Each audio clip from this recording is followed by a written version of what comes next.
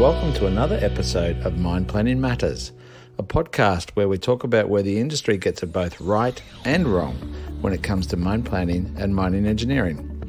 This podcast is not just for mine planners, it's for everyone who has anything to do with mine plans, from those who create them, to those who execute them, and all the way up to those who endorse or sign off on them. My name is Mark Bowater, Director and Founder of Australian Mining Consultancy Insignia Mining, and I speak from experience, having been involved in mine planning for over 30 years. Hi everyone, and welcome to another episode of Mine Planning Matters. And this is the third in the series of episodes on optimistic mine plans, and in particular, conscious optimistic mine plans where we have chosen to introduce a level of optimism into them. And in this episode, I want to talk about the human cost of optimistic mine plans. And for a long time in the workforce, it has all been, one of the common catch cries has been, it is around empowering our employees. We need to power our employees and empower our teams. When you have an optimistic mine plan, and particularly the case that often happens where the mine planner has created, their first draft of what they think is possible, is achievable from a mine planning perspective, but then it heads up through the executive levels for endorsement or approval, and it comes back that there's not enough tonnes being achieved, or the cost per tonne is too high, or something else like that. And so eventually the plan is changed, and the planner has to change it to something that they then don't own, they don't agree with. And what happens is that there's a human cost associated with that, both with the planning side and the production side. And if you think about a mine planner, right, what are the mine planner's objectives? It could be something like producing a plan that can be implemented. That could be very important to them. It certainly was for me as a mine planner.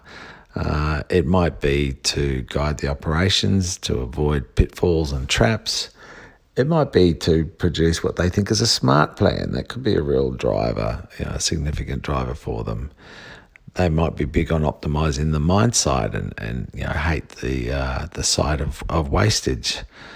Or they might be just looking to engineer the best solutions overall. It could be any number of things that each individual mine planner is aiming to achieve through their mine planning process. And that might be the case in their original plan, but then eventually with the plan that they have to produce, they don't necessarily achieve any of those.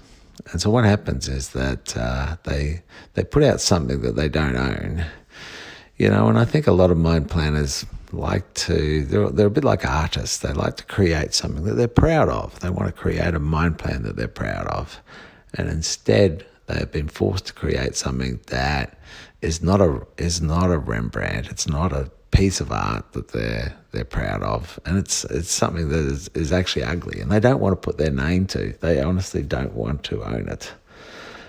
Now that plan is given to the executors, the operations team to implement, and they certainly don't want to own it, and they are held accountable for the achieving targets that right from the very beginning that they knew were impossible. And so what's happening is that ultimately we are burning our people out. If we look at mine planners, to operate as a mine planner, plan after plan, producing plans that you don't think are achievable, the only way you can effectively do that is that you actually have to stop caring. You just stop caring about the output in terms of your mine plans because you don't own them, right? They're not yours. And so you just stop caring, and it's just whatever the company wants, that's what you churn out. And then same with the people who are trying to achieve them, that they basically just stop caring as well. And so we're burning our people out, and they are too valuable a resource certainly in the Australian mine industry where we are short on people. They're too valuable a resource to be burning them out like that. Thanks for listening to Mine Planning Matters and my thoughts on mine planning.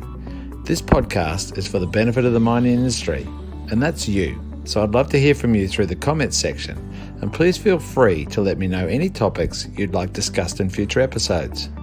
You'll find much more content at our Insignia Mining website, and if you find any of our content valuable, please let your mining colleagues know so they can benefit as well.